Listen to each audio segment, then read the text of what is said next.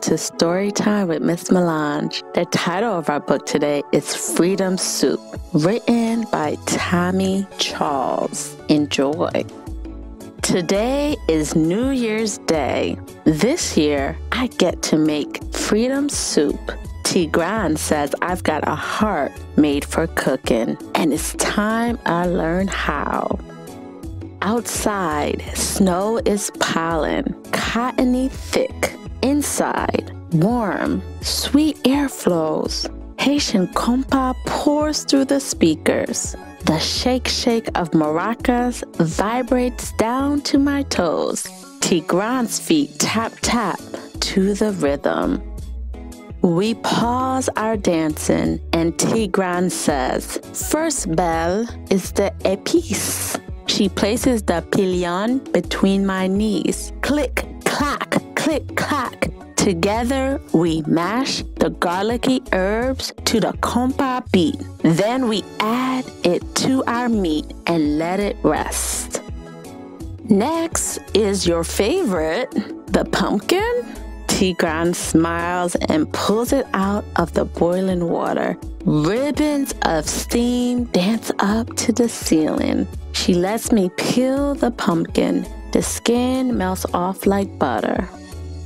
Then Gran browns the meat in a new pot and gathers the rest of the ingredients. Pumpkin, herbs, potatoes, carrots, cabbage, and celery.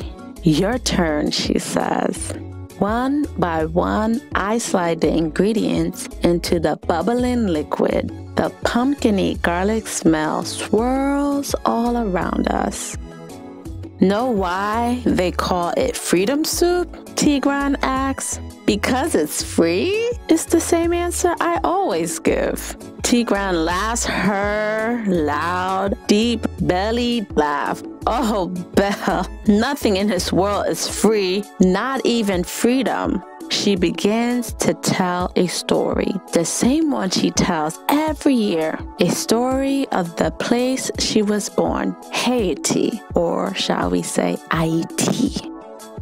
Long ago, my country was a land of sugarcane and coffee fields, and my people were slaves, working under the fiery sun, growing vegetables, making soup for their masters. Soup they were never allowed to eat themselves. Freedom soup was only for the free. No soup for New Year's? My face feels hot. And then what happened, I ask. Years pass. The slaves' hands were tired, spirits shattered, blood shed, freedom stolen, pride gone. Enough was enough. It was time to fight and win back their freedom. The trumpet blares. I hear it, Gran. The revolution is here. The compa beat drums through my skin. I see them, the fire dancing in their eyes as they fight to take back what's theirs. I see the colors of freedom, the tan streets of Port-au-Prince, covered in broken black chains, kettles of hot yellow soup, a sweet pumpkin-y garlic aroma filling the air. I see Gran's people, my people, eating soup to celebrate the end of slavery, eating soup to celebrate the start of freedom. We clap our hands and sing to the sky. Haiti is free. Freedom soup for everyone. Gran lowers the flame while I throw in the pasta. My grandmother taught this tradition to my mama, who taught it to me. I taught it to your mother, and I'll teach it to my children one day. Gran's dark sky eyes smile as we rest in the living room, and she pulls me in real close. And they'll share it with everyone who will come after.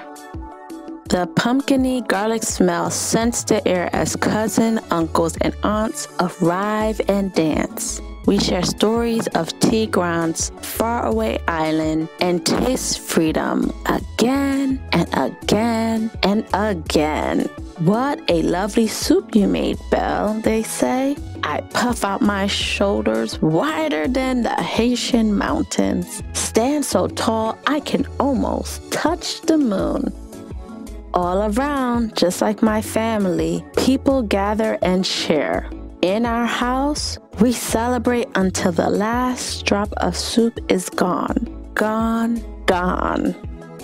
And that is the end of Freedom Soup. What I love about this book is that there is a recipe at the end of the story for Freedom Soup. Such a great tradition. My question to you is, what is a tradition that you do every year with your friends and family? Go ahead and share that with someone. Also, make sure to support me by hitting that like button and subscribing. Believe it or not, only 10% of my viewers are subscribed to my channel. So you can help us by hitting that subscribe button.